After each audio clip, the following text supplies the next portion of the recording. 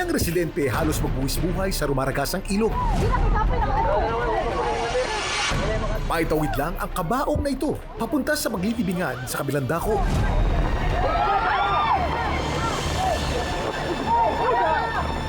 Sobrang nag-alala po kami sa mga rescuer, pati na yung kabaong po. Nag-alala kami baka mahulog at madala sa baha.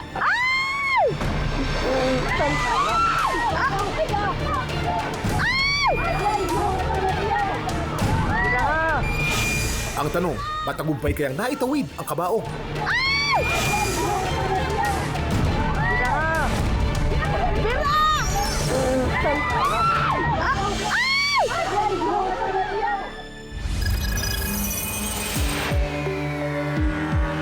Ang pagtawid ng kabaong sa rumaragasang ilog, kuha pala mula sa barangay Bungaw sa Ilongos, Leyte. Sa simula ng video, ang kabaong ay halos nakalunduna sa gitna ng ilog mula sa mahabang lubid na nakatali sa puno at hinihila mula sa kabilang dako ng ilog. Maya-maya pa,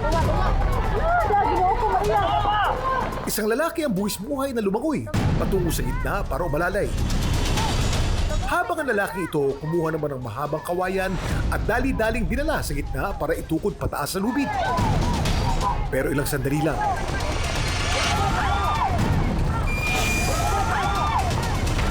Si Paulino, 51 years old na, isa sa mga kapitbahay at residente ng lugar, naaalala pa ang mga nangyari noong mga oras na yun. Ito na po yung takdang schedule na mailibing. Pumunta kami doon sa munisipyo, naghingi kami ng tulong sa taga-rescue para maitawid yung bangkay. Sila naman yung nagplano doon, na nagtali sila ng lubid magkabilang side para yun doon idaan. Ang lalaking nagdala ng kawayan, ilang tinatangay na rin ng ilog. Habang ang ilang lalaki naman sa gilid, hawak ang isa pang kawayan na nakatukod sa lubid.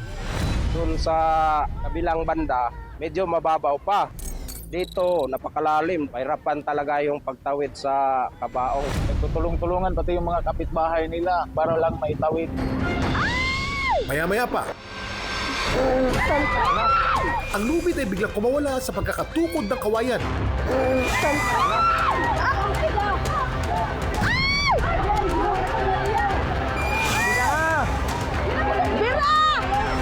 Si Irene, isang residente sa lugar, nasaksihan din ang pangyayari. Nag-alala po kami at naawa kasi patay na nga siya pero ganun pa naman ang sinapit sa kanya. Ang yumaong residente, matagumpay kaya na maitawid sa kabilang bahagi ng rumaragasang ilog?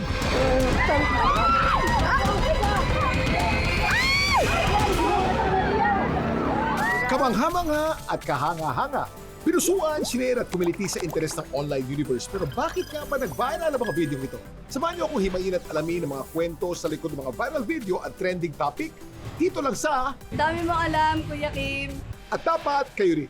Nangistulang unicorn ng kawawang pusa na pinana sa noo ng kung sino mang walang pusong nilalang. Naligtas kaya? Kung ayaw niyo po sa kanila, pwede niyo naman po silang itaboy at hindi niyo po sila kailangang saktan. Ang lakas mga good vibes naman ang susunod na video na parang warm hug on a Saturday morning. Ang international singer and rapper na si Chris Brown, spotted na nagtitinda ng sherbet sa Maynila. Sus, kahawig lang pala.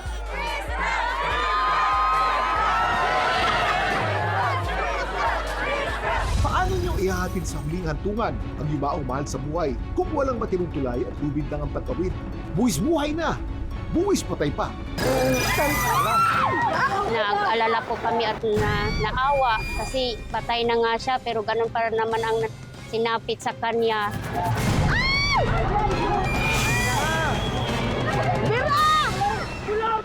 Alam niyo ba, ang mga ilog ay parang natural na highway ng tubig mula kabundukan papuntang dagat. Dito dumadaloy ang ulan at tubig singaw pabalik sa karagatan.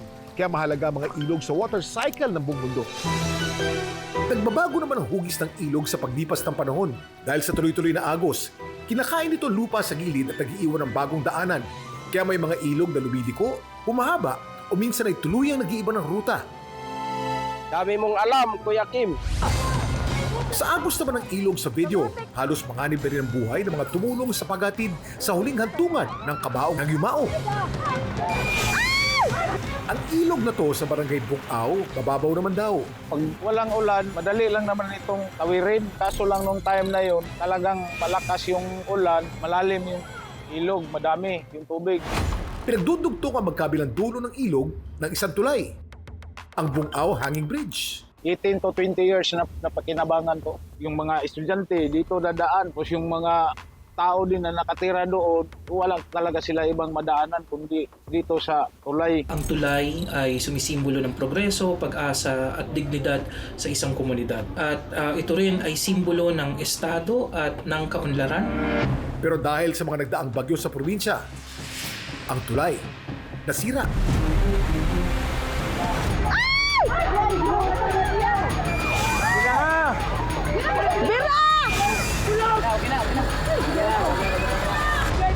Sa huli dahil sa pagbabayanihan ng mga residente, matagumpay na naitawid ang kabaong ng Yumao nilang kapitbahay sa huli nitong hantungan.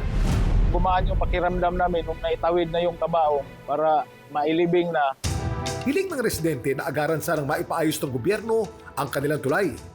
Sana po, pansinin niyo yung mga panawagan namin dito. Kami po ay nahihirapan. Pag umuulan kahit kunti lang, bumabaha na, lumalaki na yung ilog. Kawawa yung mga bata namin, hindi makapasok sa eskwela tuwing umuulan. Maglaan ng sapat at tuloy-tuloy na budget para sa pagtatayo ng matibay at climate resilient na tulay sa mga malalayong lugar.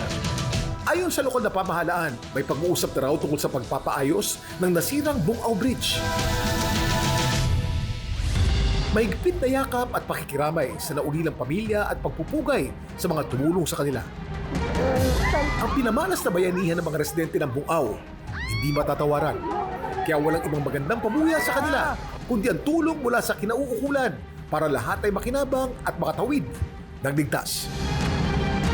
Dami mong alam. Pusa sa Jensan, pinana ng walang kalaban-laban.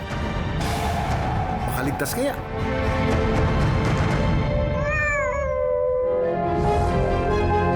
Sa video ito, makikita ang isang pusa matamlay, habang isang pana ang nakabaon sa noo niya. Ang babaeng kasama niya ang nag-rescue sa kawawang pusa.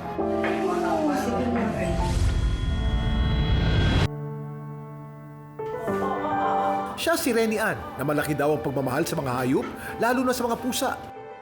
Nag-start lang po nung pandemic, so yung mga anak ko is meron silang isang cat na kinuha. Hanggang sa pag may mga lumalapit, may mga umaakyat dito, tapos hanggang sa may mga na-encounter ako sa daan, yung mga kawawang pusa, tapos until na nadagdagan. Sa ngayon, ang bahay ni na Reni Ann, nagbistulang cat sanctuary na. Umabot na kasi ng 30 pusa ang na-rescue. Para sa akin kasi is lahat sila ay napaka-adorable. Very sweet po talaga yung mga pusang Pinoy. Sinisiguro din niya makakatulong sa iba pang mga pusa sa daan. Sa loob ng sasakyan ko is lagi po akong may dalang cat food at saka dog food. Kasi para sa akin, hindi naman kasi lahat makukuha ko, hindi naman lahat natutulungan ko. So kahit yung pagpapakain ko lang sa kanila is kumbaga yun yung way na para gumaan yung loob ko. Para makalikop ng sapat na pondo para sa mga pusa, gumagawa ng content si Reni Ann na kasama nila. Inaano ka na ni Shopee, oh. Bakit nila ginawa sa'yo? Mawa ka naman, oh. Ito rin ang naging daan para makakuha siya ng tip kung saan may mga pusang nangangailangan. Hello, Reni Ann. Nagpapasalamat lang ako. Thank you very much sa tinulungan mo yung pusa. Ha? Paano ba siya natagpuan? Bali nung time po na yun is saktong-sakto nasa downtown kasi ako. Tapos biglang may nag-mention sa akin. Tapos nung tiningnan ko, kaya ayun nagulat ako. Kaya ayun, pinuntahan ko siya tapos dinala ko siya kaagad sa vet. Gusto ko talaga na makakasurvive. Sa tinamong sugat ng pusa, marami siguro mapapaisip kung buhay pa ang pusa sa video.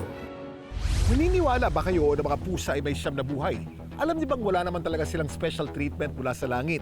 Sadyang malakas lang ang kanilang writing reflex. Isa itong natural na ability na maikot ang katawan habang nasa ere para hindi ito bumagsak sa alanganing pwesto.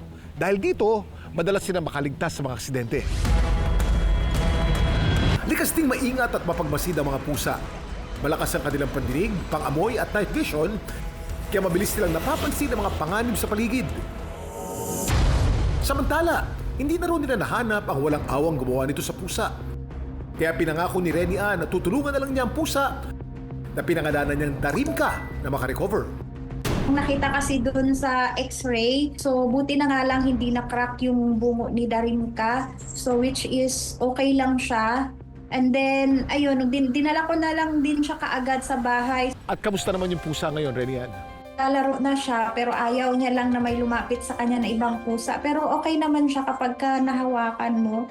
Very sweet naman siya. Aampunin ko na po siya. Worst case scenario ay pwedeng yung metal part ng pana o yung sharp part ng pana ay mag-penetrate through the skull at ma-damage yung very important organ natin, which is the brain. Magiging pwedeng detrimental yung effect nun sa overall health ng ating pasyente.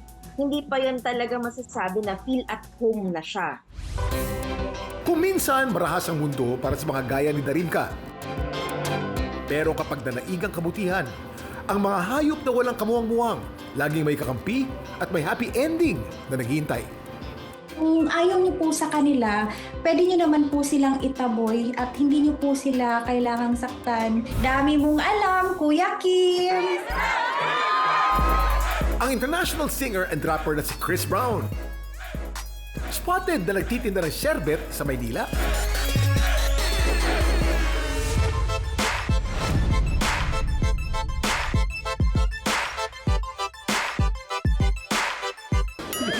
Sus, kahawig lang pala. Yeah, they look similar. Yung dance move niya, grabe ang galing. Mula sa swag at swabing dance moves. Kuwang-kuha niya ang kiliti ng bilyon-bilyong netizens.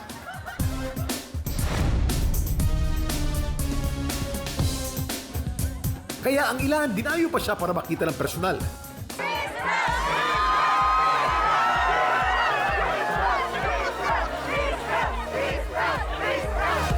Sino nga ba lalaki na kahuwing ni Chris Brown?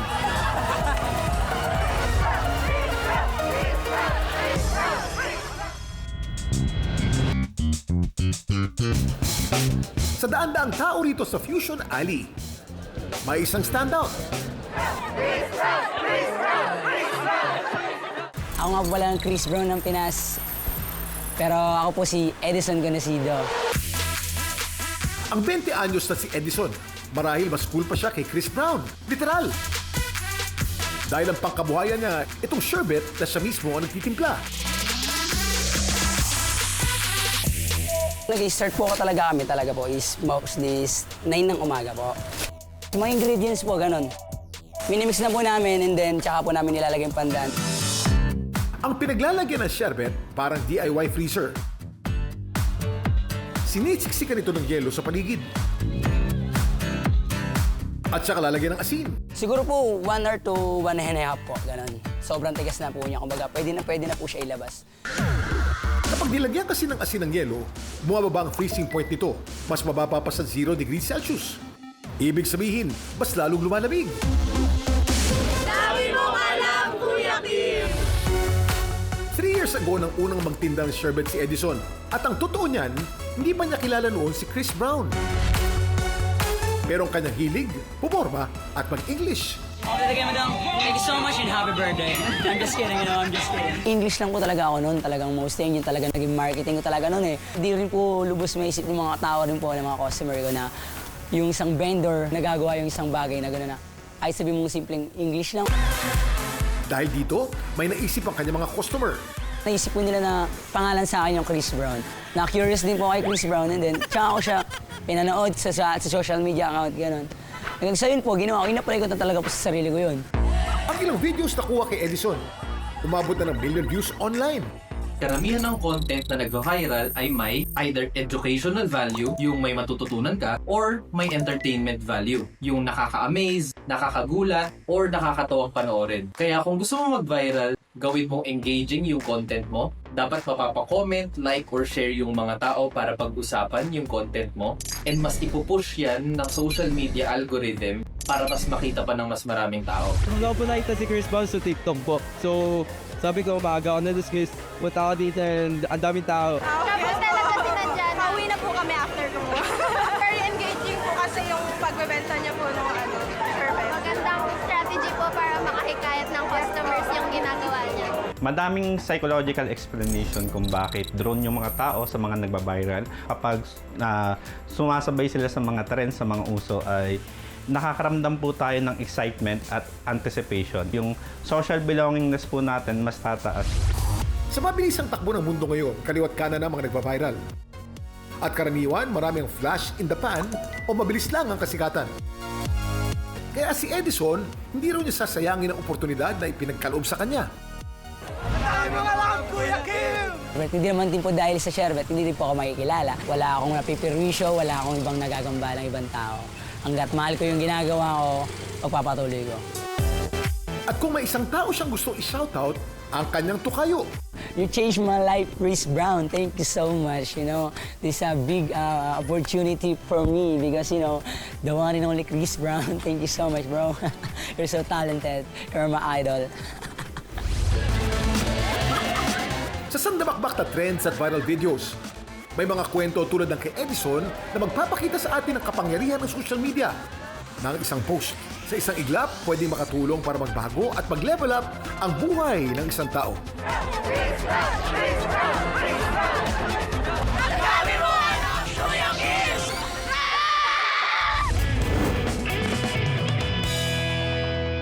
Ang kwento ko naman sa inyo ngayon, papakita ko sa inyo likod ng bahay ko na wala nakakakita.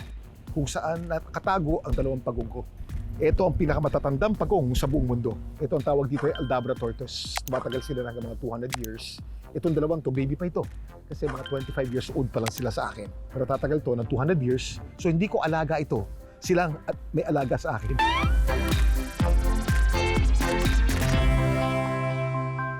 May mga kwento rin ba kayong viral worthy? Just follow our Facebook page. Dami mong alam, Kuya Kim. At i-share nyo doon ang inyong kwento. Anong malay nyo? Next week, kayo naman ang isasalang at pag-uusapan. Hanggang sa muli, sama-sama nating alamin ang mga kwento at aral sa likod mga video nag-viral. Dito lang sa... Dami mong alam, Kuya Kim! At dapat, kayo rin.